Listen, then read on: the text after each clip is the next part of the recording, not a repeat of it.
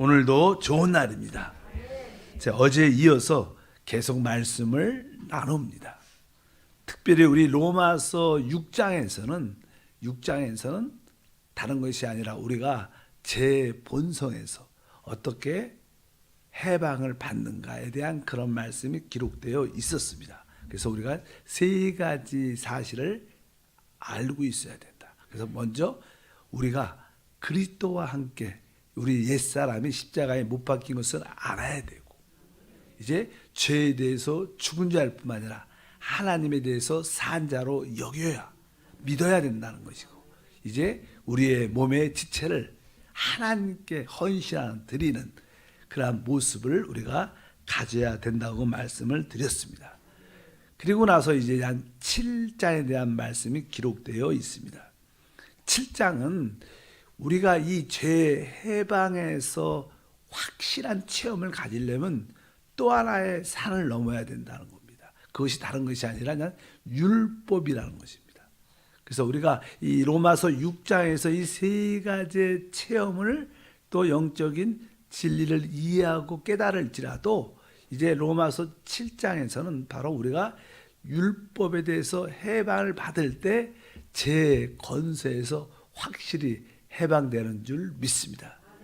특별히 오늘 출애굽기 로마서죠. 로마서 7장 그 14절 말씀을 읽어보면 써 있습니다. 우리가 율법은 신령한 줄 알거니와 너희는 육신에 속하여 팔렸도다. 보니까 너희는 육신에 속하여.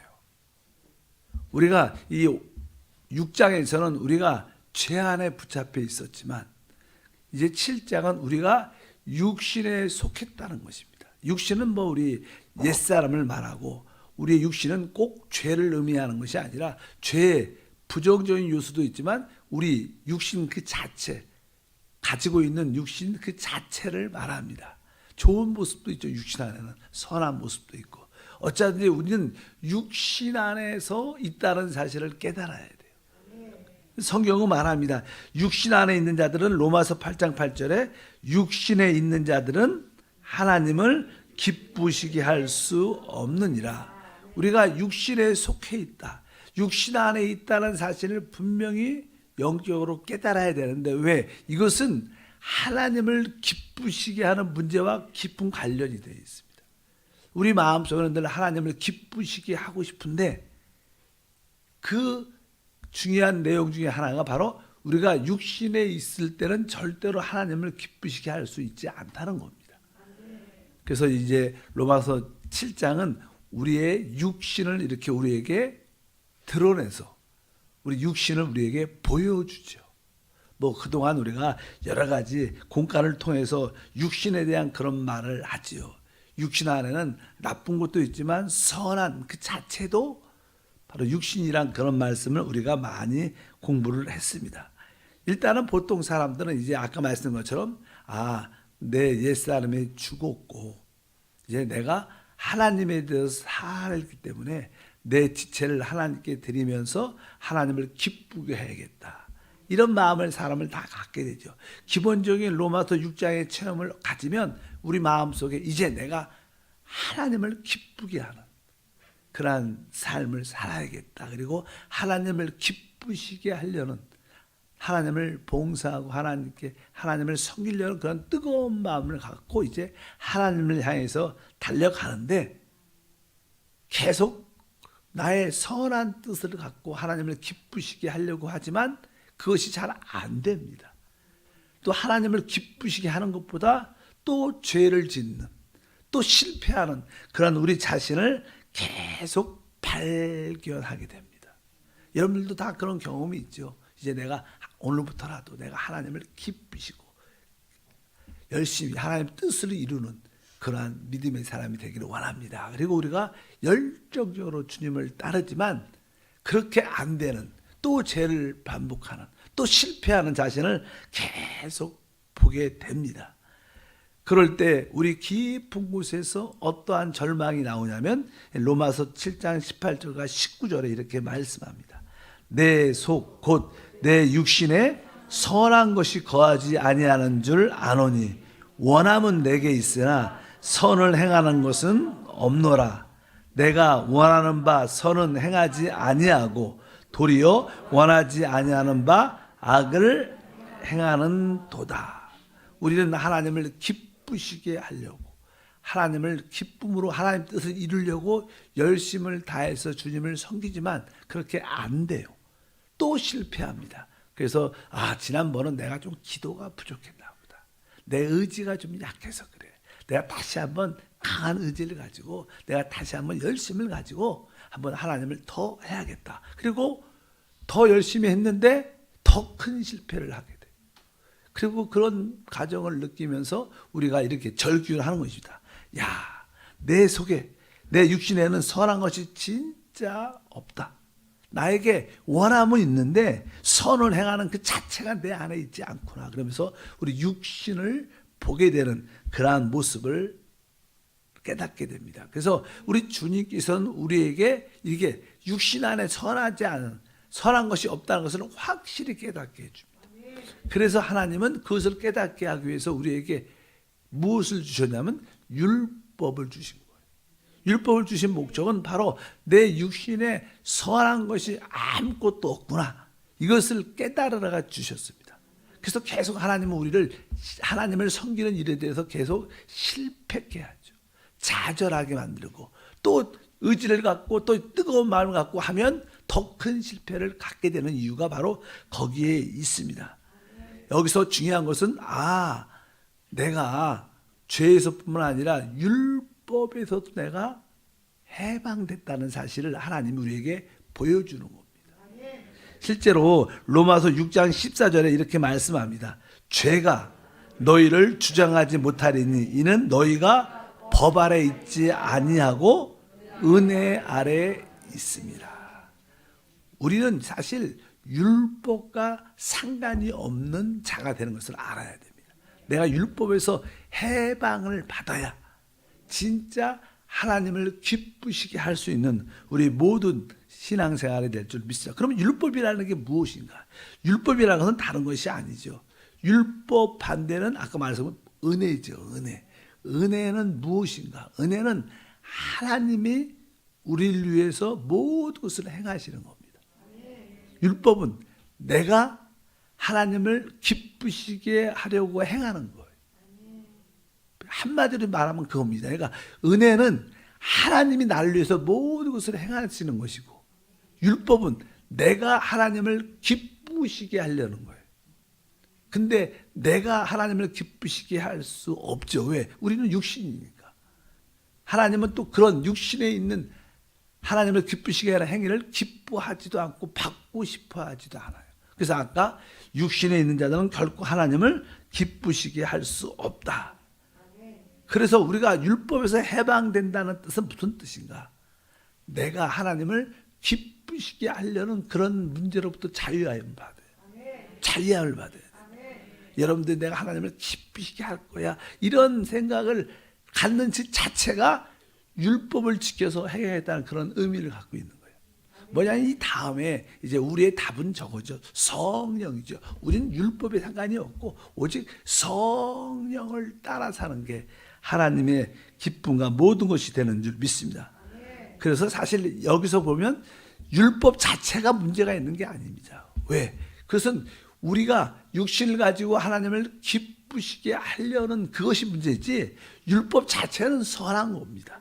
그래서 이 로마서 7장 4절에 말하죠. 14절이요. 7장 14절에 우리가 율법은 신령한 줄 알거냐. 나는 육신에 속하여 제 아래에 팔렸도다. 아까도 읽은 거죠. 우리가 율법은 신령하고 율법은 의롭고 거룩한 것입니다. 율법 자체는 문제가 있지 않습니다. 그런데 바로 우리가 육신에 속했기 때문에 그 육신을 이 율법을 지킬 수 없다는 것을 분명히 깨달아야 될 줄 믿습니다. 그래서 내가 육신에 속한 자구나 이 사실을 우리가 봐야 된다. 만약에 여러분들이 어떤 주인이고 어떤 종이 하나 있어요. 하인이 하나 있는데 그 하인은 어떤 일을 할 때 조금 서투릅니다. 잘 못해요. 근데 그분이 자는 그 하인이 만약에 일을 하지 않고 일을 안 시키면 그냥 앉아만 있으면 돼요. 그럼 별로 그냥 그가 하는 일에 대해서 도움도 안 되지만 그러나 문제가 생기지도 않아요. 근데 주인이 너는 맨날 이렇게 쉬고만 있고 일도 안 하느냐? 너 좀 청소도 하고 좀 설거지 좀 하고 뭐 좀 해라. 근데 이 사람 자체가 모든 일에 서투르기 때문에 이분이 일어날 때부터 각 넘어지고 또 이렇게 하고 뭐 그릇 설거지 좀 하라니까 아주 좋은 그릇 몇 개 깨먹고 그러니까 아주 일을 가만히 앉아있으면 표시가 안 나는데 일을 시작하면 그의 서투름과 문제가 드러나기 시작합니다. 아예 일을 안 할 때는 뭐 도움도 안 되지만 문제를 발생시키지 않는데 일을 하다 보니까 문제가 발생되고 서투름이 드러나는 겁니다. 사실 그러한 종, 하인, 서투른 그런 종은 다 우리 육신에 속한 우리를 말하는 겁니다.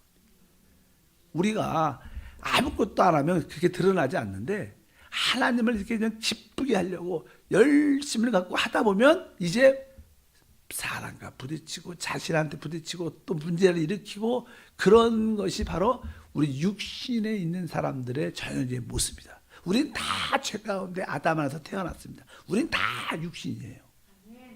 우리는 그런 문제를 사실 가지고 있다는 거예요. 그래서 이러한 육신, 타고난 이 아담에 속한 모습을 가지고 하나님을 기쁘시게 할 수 있지 않다. 이런 것을 그냥 우리에게 보여주는 줄 믿습니다. 그래서 율법은 어떤 누구도 다 지킬 수도 없고 그래도 하나님은 또 율법을 우리에게 지키라고 주신 것도 아닙니다. 율법을 보게 되면 우리가 지키려고 할 때 더 쓰러지고 더 범죄하는 자신을 보기 때문에 율법은 바로 우리의 죄를 드러나게 하는 일이에요. 드러나게. 그래서 우리가 율법을 볼 때 나의 그 연약함과 죄성과 육신 안에 있는 모습을 정확하게 볼 수 있죠. 근데 보통 하는 사람들이 착각을 해서 정확하게 진리를 이해하지 못해서 하나님의 이 계명을 열심히 지키려고 노력하는 사람들이 많죠. 그래서 우리가 그냥 종교라 그래요. 종교. 그러나 어떤 누구도 지금까지 인류에 있는 사람 가운데 율법으로 하나님을 기쁘시게 한 사람들은 아무도 없습니다. 어떤 누구도 율법을 지키면서 하나님을 만족시킨 사람은 없어요. 우리는 그런 능력과 그런 모습을 갖고 있지 않다. 사도 바울조차도 그렇게 고백을 하는 줄 믿습니다. 사도 바울도 율법으로는 흠이 없다고 말씀하고 그가 나름대로 그 율법의 계명을 지키려고 훈련받고 준비한 사람이지만 결국 그는 내적으로 자기가 율법을 지킬 수 없는 자신을 발견하게 됐죠. 그래서 그는 이렇게 로마서 7장에 고백을 합니다. 로마서 7장 7절이죠. 읽어보면 그런즉 우리가 무슨 말 하리요? 율법이 죄냐? 그럴 수 없느니라. 율법으로 말미암지 않고는 내가 죄를 알지 못하였으니 곧 율법이 탐내지 말라 하지 아니하였다라면 내가 탐심을 알지 못하였느니라. 뭐 남의 것을 탐하지 말라. 뭐 십계명 중에서 마지막 거죠. 탐심에 대한 내 이웃 것을 탐심하지 말라. 근데 이 사도 바울도 이제 많은 계명을 지켰지만 자기가 지킬 수 없는 마음에 끊임없이 솟아나는 그러한 탐심이 있는 것을 발견합니다. 그리고 그렇게 말하죠. 율법이 탐내지 말라 하지 아니하였다면 내가 탐심을 알지 못하다. 내 안에 그 탐심이 끊임없이 솟아난 그런 자신을 발견하게 돼요. 나는 결코 이 율법을 지킬 수 있지 않다는 것을 분명히 깨닫게 됩니다. 하나님은 우리에게 율법을 왜 주셨냐? 우리가 절대적으로 하나님의 계명을 지킬 수 없다는 것을 확실히 깨달으라고 줘. 그래서 나에게 진짜 하나님의 법을 지킬 수 없구나. 나에게는 하나님의 용서가 필요한데. 그래서 바로 하나님의 그 용서가 곧 그리스도죠. 그래서 이 율법은 누구에게 내가 진짜 하나님 법을 지킬 수 없고 나는 죄인일 수밖에 없고 죄 가운데 있을 수밖에 없기 때문에 나는 용서가 필요한데 그 용서의 주인이 그리스도죠. 그래서 율법은 그리스도에게 가는 하나의 선생 같은 기능을 하는 겁니다. 그분 주님은 되지 못하지만 그 율법은 바로 우리를 그리스도께로 인도하는 초등학교 선생 같은 그러한 모습들, 뭐 그렇게 말을 하죠. 이렇게 그렇게 의미를 말씀을 드릴 수 있습니다. 그래서 여러분들 모두가 율법의 의미를 다시 한번 깨닫고 한편적으로 우리는 율법으로부터 해방을 받아야 진정한 죄의 권세에서 또 해방받는 은혜가 함께 할 줄 믿습니다. 로마서 5장 20절에 이렇게 말하죠. 율법이 들어온 곳은 범죄를 더하려 함이라. 그러나 죄가 더한 곳에 은혜가 더욱 넘쳐나니. 율법이 왜 가입돼 우리 안까지 들어왔는가? 바로 범죄를 더하게. 하나님께서 어떻게 보면 율법을 왜 주셨는가? 지키라고 준 게 아니라 어떻게 보면 다른 이렇게 막말은 아니지만 죄를 지라고 주신 거예요. 율법을 통해서 우리는 죄를 질 수밖에 없는, 죄가 드러나는 것밖에 없는 거예요. 율법은 지키라고 준 게 정확하게 아니다.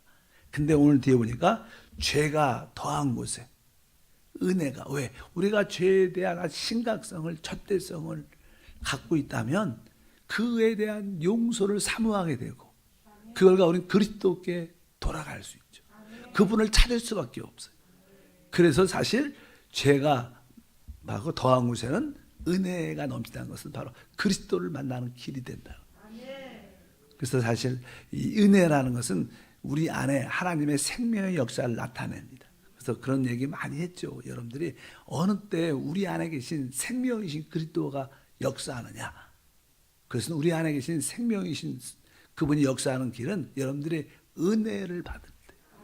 우리가 진짜 은혜를 받으면 우리 안에 너무나 깊은 감사와 뜨거운 기쁨이 있죠. 그리고 눈물을 흘리죠. 너무나 은혜를 많이 받은 감사한. 근데 은혜는 어느 때 받아요? 나 같은 죄인. 나 같은 이런 죄인을 하나님이 구원하셨다.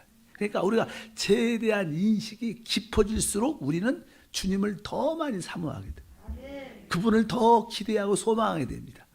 그럴 때 바로 우리 안에 은혜를 알게 되고 생명의 역사가 우리 가운데 충만할 줄 믿습니다.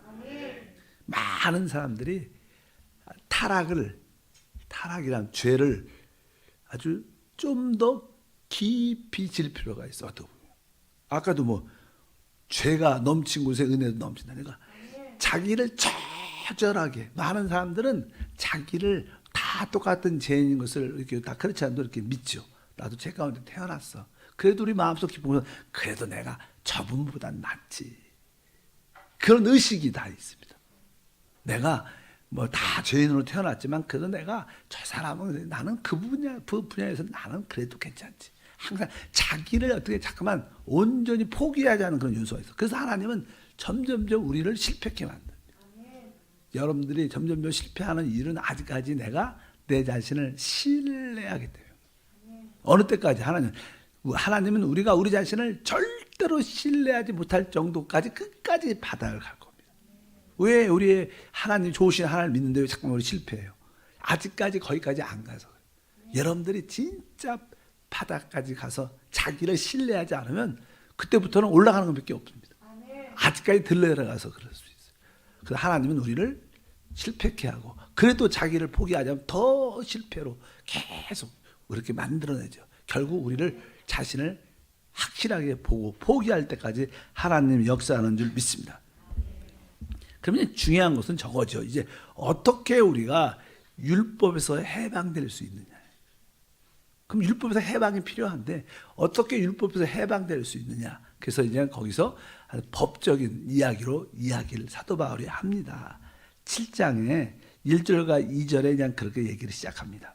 형제들아 내가 법하는 자들에게 말하노니 너희는 그 법이 사람이 살 동안만 그를 주관하는 줄 알지 못하느냐. 남편 있는 여인이 그 남편의 생전에는 법으로 그에게 매인바 되나 만일 그 남편이 죽으면 남편의 법에서 벗어나느니라. 이 말씀은 이제 우리가 율법으로부터 어떻게 해방되는 것을 우리에게 예를 들어 설명을 합니다. 여기 보면 이제 어떠한 남편 있는 여인, 아내에 대한 이야기를 쭉 합니다. 여기에 보면 여기는 두 남편이 나와요. 두 남편. 그리고 여자 아내가 한 사람이 나옵니다. 첫 번째 남편은 율법입니다. 율법이라는 남편을 우리는 가지고 살아요. 이제 또 두 번째 남편이 나오는데 두 번째 남편은 우리 그리스도입니다. 이제 이 율법이라는 남편은 이 여자에 대해서 여자가 볼 때 이 율법은 뭐예요? 선한 거죠. 이 사람은 아주 괜찮은 사람. 근데 아주 어떻게 보면 선하기도 하고 율법이니까 엄격하기도 해. 그리고 요구하는 게 많아. 자신은 일을 잘해. 깨끗해. 모든 게 실수가 없어. 첫 번째 남편. 이런 남편과 결혼을 한 거예요. 근데 이 여자는 태생적으로 이렇게 게을러. 대충 해. 남편하고, 그러니까 이 여자가 이런 남편하고 사는 게 어떻게 해요?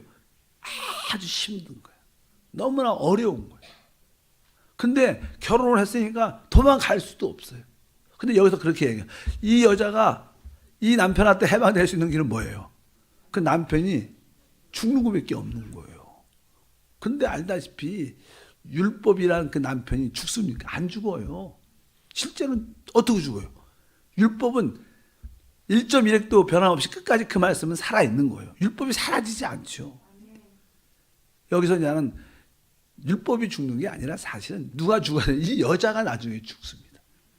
여자가 죽어야 이 남편한테 해방되는 거예요. 여기서 나는 시작은 그렇게 하지만 실제로 우리가 율법은 우리의 첫 번째 남편입니다.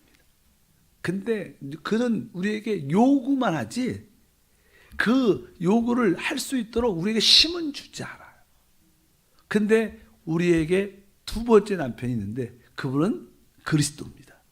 그분도 어떻게 보면 엄격하죠. 그분도 어떻게 보면 요구하는 것이 있죠. 근데 그분은 그 아내에게 그 엄격하고 요구하는 것이 있지만 그 엄격하고 요구할 수 있도록 도와주는 능력이 있는 거예요. 도와주셔요. 이분. 율법은 요구만 하지 우리의 그 힘을 주지 않아요. 그런데 그리스도는 그분도 의롭고 거룩하고 모든 것을 우리에게도 원하는 것이 있지만 그분은 그것을 행할 수 있도록 그 아내가 지킬 수 있도록 힘을 능력을 주셔요. 그 능력이 뭐 성령이시겠죠. 그거 율법은 율법과 그리스도의 차이는 그 차이입니다. 율법은 요구만 하지만 능력은 제시하지 않아. 그러나 그리스도는 우리에게 원함도 있지만 그 원할 수 있는 것을 행할 수 있도록 능력과 지혜와 모든 것을 공급하는 줄 믿습니다. 그래서 여기서 이제는 남편이 두 남편 하나 율법이구나. 그러니까 여러분들이 진짜 이러한 율법에서부터 이런 남편으로부터 해방되려면 이 남편은 죽지 않으니까 어떻게 해야 돼요? 내가 죽는 수밖에 없는 것을 분명히 깨달아야 됩니다. 그래서 우리는 그리스도와 함께 하나님께서 우리를 끝내는 거예요. 우리 옛사람이 그리스도와 함께 확실하게 끝내는 그런 은혜가 함께할 줄 믿습니다. 뒤에 있는 3절과 4절 보면요 이렇게 써 있어요. 그러므로 만일 그 남편 생전에 다른 남자에게 가면 음녀라. 그러나 만일 남편이 죽으면 그 법에서 자유롭게 되라니 다른 남자에게 갈지라도 음녀가 되지 아니하느니라. 이렇게 하면서 나는 남편에 대한 죽음을 이야기하지만 남편이 죽지 않아요. 왜? 그 뒤에 보니까 4절에 보면 누가 죽어요? 4절 이렇게 그러므로 내 형제들아 너희도 그리스도의 몸으로 말미암아 율법에 대하여 죽음을 당하였으니 아까 아냐는 이 죽음으로 모든 것이 해방되는데 남편이 죽는 게 아니라 여기 보면 4절에 그러므로 내 형제들아 너희도 그리스도의 몸으로 말미암아 율법에 대하여 죽음을 당하였으니 이렇게 말씀합니다. 사실 남편은 죽지 않으니까 율법은 죽지 않으니까 사라지지 않으니까 우리가 누가 죽는 거예요? 아내. 그 아내가 죽을 때 실제로 거기서부터 자유케 되는 겁니다. 어떻게 그 아내가 우리가 죽을 수 있는가? 여기 보면 이렇게 써 있어요. 그리스도의 몸으로 말미암아 율법에 대하여 죽음을 당했다. 그리스도의 몸으로. 사실 우리는 이 구원받은 우리 모두는 그리스도 안에 있고 그리스도의 몸 지체입니다. 그래서 십자가에서 주님이 그의 몸이 깨졌을 때 사실 우리도 사실 어떻게 죽었다고 말하는 거예요. 그러므로 말미암아 우리는 모든 율법으로부터 해방을 얻게 됩니다. 원래 저는 구약의 성전에 보면 성소와 지성소의 시장이 있습니다. 시장에는 이 그룹 천사들의 그림이 그려져 있어요. 그래서 예수님이 십자가에서 죽으셨을 때 알다시피 보통 때는 이 성소에서 지성소가 커튼 시장이 쳐 있어서 보이지 않습니다. 그러나 주님이 십자가에서 죽으셨을 때 그 시장이 위에서부터 아래로 쫙 찢어지면서 이제 지성소 하나님이 계신 것이 다 보여요. 길이 열렸다는 겁니다. 바로 그 십자가의 그 시장은 바로 성경에 보면 뭐라 예수님의 몸이다, 육신이라 이렇게 말해요. 바로 예수님이 십자가에서 그 몸이 찢겨졌을 때 모든 것이 열린 겁니다. 그분이 십자가에서 시장 그의 몸이 죽었을 때 사실 우리도 거의 안에 속해 우리도 같이 끝난 것이다. 그래서 여러분들이 율법을 지켜서 하나님을 기쁘시게 하려는 그런 생각이 진짜 없어요. 그냥 우리는 단순하게 내 안에 부활한 거듭난 영이 있고 그 안에 성령이 계세요. 우리는 그 성령을 그냥 기뻐하는 거예요. 그냥 그 성령과 함께 사는 겁니다. 그분이 우리의 남편입니다. 그분하고 있으면 저절로 모든 것이 이루어지는 거예요. 그러나 우리가 영으로 돌이키지 않으면 우리가 육신에서 내가 하나님을 기쁘시게 하겠다는 생각이 또 들어요. 이것은 하나님이 원하지 않아요. 아까 육신에 있는 자는 절대 하나님을 기쁘시게 할 수 있지 않다. 그러니까 여러분들이 영으로 돌이키지 않으면 다 육신 안에 있는 거예요. 그렇잖아요. 내가 영 안에 있지 않으면 어디 있는 거예요? 육신 안에 있는 거니까. 그러니까 여러분 늘 영으로 돌이키고 영 안에 계신 그리스도를 바라보고 그 성령을 생각하고 성경 계속 영의 일을 생각하라. 생각을 영에 두라. 영으로 몸의 행실을 죽이라. 계속 영 얘기를 해요. 왜? 그 우리의 진정한 남편, 참된 남편은 그리스도가 영이시죠. 그래서 우리는 내가 영 안에 있지 않으면 육신 안에 있는 것이고 이 육신은 잠깐만 율법을 지켜서 하나님을 기쁘시게 하려는 그런 모습을 갖는데 그래서 여러분들이 육신을 신뢰하지 않고 육신이 끝난 것을 여러분들의 영적인 계시로 깨달으면 바로 우리는 율법도 자유함을 그래서 우리는 스스로도 자기가 율법을 많이 만들죠. 내가 내 법을 정해갖고 그렇지 않으면 적어도 이래야 돼. 또 뭐 여러분들도 성도들도 일반적으로 우리 교육자는 우리 장로님들은 기본적으로 이래야 돼. 이런 법을 다 잣대를 만들어갖고 늘 판단합니다. 그러니까 그런 율법을 갖고 판단하니까 본인도 시험 들고 또 그것 때문에 넘어지고 또 관계가 어려워지고 그래요. 우리는 율법과 상관이 없고 율법에서 우리는 해방을 받아요. 그럴 때 내가 율법에서 해방을 받을 때 바로 죄의 권세로부터 진짜 체험적으로 자유해질 수 있어요. 그럴 때 우리는 바로 성령의 진정한 사람이 되는 줄 믿습니다. 그러니까 율법의 요구에 속아서는 안 돼요. 아직 그것이 그럴듯한 것 같아요. 우리는 성령의 요구에 순종하는 것이지 율법의 요구에 가르침에 순종하지 말고 그거에 민감하지 마십시오. 율법은 끝났습니다. 우리는 율법에 대해서 죽음을 당했습니다. 오늘 아까 특별히 말씀하셨습니다. 그리스도의 몸을 말하면 우리는 율법에 대해서 죽음을 당했다. 우리는 율법에 반응하는 게 아니라 우리 안에 계신 성령께 반응하는 거예요. 어떤 일이 생겼다. 그러면 우리는 육신으로 반응하는 게 아니라 항상 그냥 어떤 일이 생기면 그 일에 대해서 생각하지 말고 그냥 성령께 가서 그 사실을 그냥 이야기하세요. 어떤 문제가 생겼다. 내가 아프다. 병이 들었다. 성령님 이 병을 어떻게 고치지? 기도를 해야 되나? 이런 생각도 할 필요 없이 그냥 성령님 내 몸에 병이 들었답니다. 성령께서 항상 성령께 계속 돌이키는 훈련을 하다 보면 그 성령 안에 있는 생명의 성령이 우리 가운데 역사합니다. 기도합니다. 하나님 아버지 감사합니다. 다시 한번 우리 모든 성도들이 율법으로부터의 참된 해방을 얻게 하사 성령의 생명의 법을 누릴 수 있도록 은혜를 더하여 주옵소서. 주 예수 이름으로 기도함나이다. 아멘. 하늘에 계신